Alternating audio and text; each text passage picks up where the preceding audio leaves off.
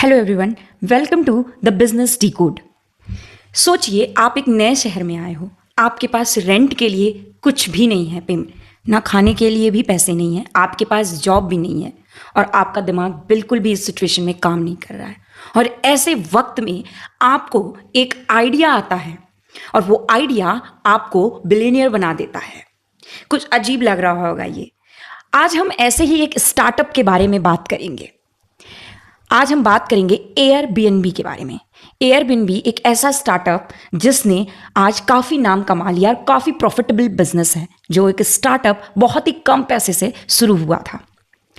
इसके बारे में हम डिटेल में जानेंगे क्या क्या मार्केटिंग स्ट्रेटजीज यूज़ की गई और कैसे कैसे डाउनफॉल देखा, कैसे कैसे उस डाउनफॉल ने उन्होंने टैकल किया उस सिचुएशन को, वो सब कुछ आज हम डिस्कस करेंगे। तो ये एयरबीएनबी दो दोस्तों ने स्टार्ट किया था। शुरुआत ऐसा लग रहा था, जब ये बिजनेस शुरू हुआ था तो ऐसा लग रहा था कि जैसे कि ये शुरुआत हो रहा है और अभी खत्म हो जाएगा, ये चलेगा नहीं, किसी को उम्मीद नहीं थी।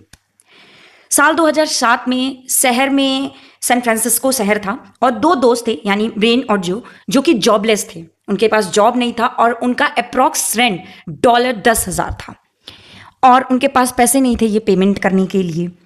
और उनके पास सिर्फ डिज़ाइन का एक दिमाग था, बिकॉज वो दोनों थोड़ा डिज़ाइन का काम करते थे, मगर उस वक्त उनके पास जॉब नहीं थी।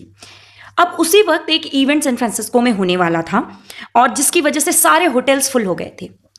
और उसी टाइम पे उन पे एक आइडिया आया, क्यों ना हम अपने ही रूम में 3 ऐसे मैट्रेस लगा लें और मैट्रेस भी, वो भी एयर मैट्रेस लगा लें और उसके साथ साथ हम एक ब्रेकफास्ट भी दें और क्यों ना और उसका थोड़ा सा हम रेंट चार्ज कर लें। ये आइडिया उनके दिमाग में आया और उन्होंने स्टार्ट किया और बस यही बन गया एयर बेड एंड ब्रेकफास्ट, यानी कि एयरबीएनबी। ये था उनका minimum viable product, simple idea, simple solution, real need. अब इसको मैंने मिनिमम वायबल प्रोडक्ट इसलिए कहा क्योंकि इनको सिर्फ और सिर्फ 3 एयर मैट्रेस की जरूरत है। अगर आपको 2 लोगों को रखना है, 2 एयर मैट्रेस की और एक ब्रेकफास्ट की, इसीलिए मैंने यूज किया मिनिमम वायबल प्रोडक्ट। अब हुआ ये था कि जब इन्होंने ये सब कुछ शुरू किया तो उस वक्त इन पे कोई भरोसा नहीं कर रहा था। शुरू करते वक्त इन्होंने वेबसाइट भी बनाई, लेकिन कोई उस वेबसाइट को यूज़ नहीं कर रहा था। उनका दिमाग घूमने लगा कि अब क्या करें, ये तो बिजनेस हमने शुरू कर दिया, हमारे हाथ में पैसे भी नहीं हैं। और लेकिन उन्होंने हार नहीं मानी। उन्होंने अपने ही डिज़ाइन का टैलेंट यूज़ किया और 2008 के वक्त, उस समय प्रेसिडेंट का इलेक्शन चल रहा था उस वक्त, और उन्होंने ओबामा और मैकेन के सीरियल बॉक्सेस बनाने लगे।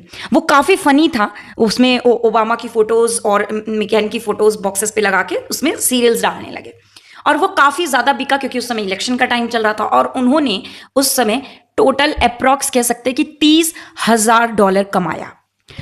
अब उस समय उनको कोई भी फंडिंग भी नहीं दे रहा था, उनके पास पैसे भी नहीं थे। उन्होंने इस तरीके से पैसे कमाए। तो कहते हैं जहां चाह है वहां राह है। फिर उसके बाद उन्होंने सब कुछ खुद किया। एयरबीएनबी चल नहीं रहा था, उसके बाद भी वेबसाइट भी बनाई, कोई उनकी वेबसाइट को भी नहीं देख रहा है। फिर वो लोग न्यूयॉर्क गए और न्यूयॉर्क जब गए तो उन्होंने देखा कि लोग किसी भी तरह अपने रूम की फोटो खींच के इनको भेज दे रहे हैं। अब जो चीज़ अच्छी नहीं दिख रही है वो नहीं बिकेगी, तो इन्होंने अपना फिर से दिमाग इस्तेमाल किया और खुद कैमरा लेके होस्ट के घर गए। होस्ट यानी कि जो इनको देता था कि मेरे रूम्स को रेंट पे लगाओ, खुद कैमरा लेके उनकी अच्छी तरीके से फोटोज क्लिक की और फिर उन फोटोज को उन्होंने वेबसाइट पे लगाया। अब ये उनका रियल एफर्ट था।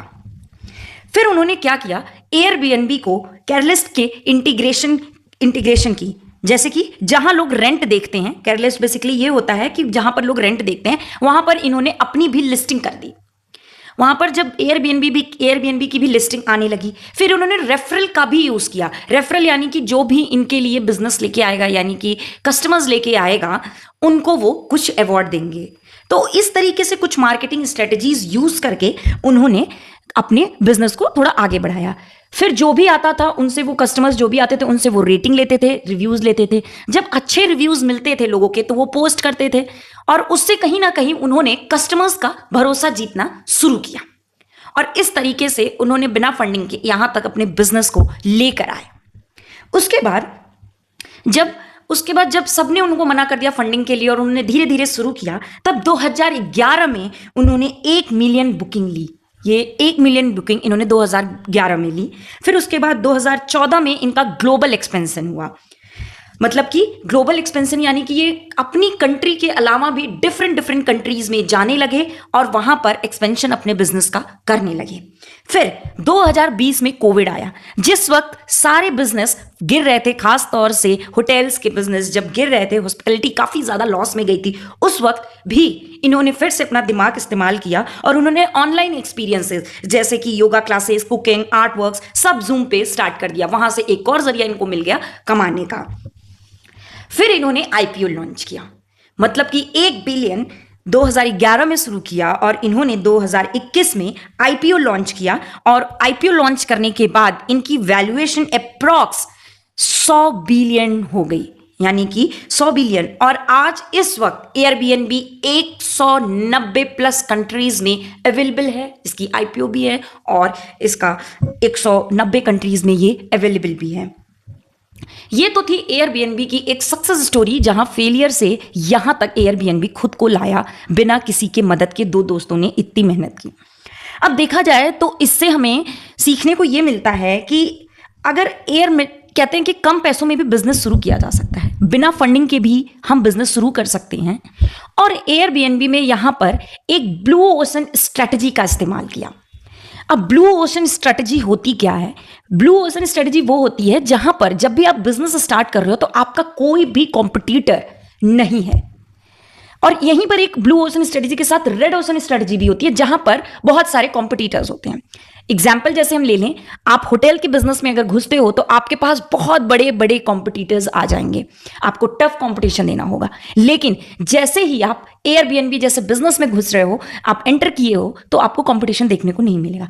ठीक इसी तरह से इन 2 दोस्तों ने एयरबीएनबी जैसे बिजनेस में घूमा, यानी ब्लू ओशन स्ट्रेटजी इस्तेमाल की, जहां पर इनको कोई भी कॉम्पिटिटर नहीं मिला, तो थोड़ा इनके लिए आसान हो गया क्योंकि इन्हें अपने कॉम्पिटिटर्स के साथ ज्यादा फेस नहीं करना पड़ा।